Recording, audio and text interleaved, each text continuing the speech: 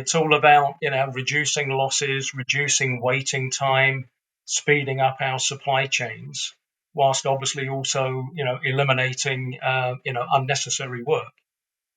So, in the spirit of what we're talking here on net zero, one of the things we do quite deliberately and regularly is, cleaning and sanitization of our equipment.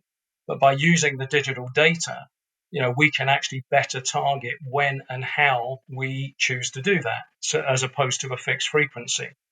And of course, the way we clean and sanitize is lots of water, lots of heat, which of course, has some impact on the net zero challenge that we have. So if we can better target that using our digital data, our inline sensors to predict when we need to do it, as opposed to we just do it every month, then that will obviously lead to better savings, better predictability, more throughput, better efficiency in our manufacturing processes.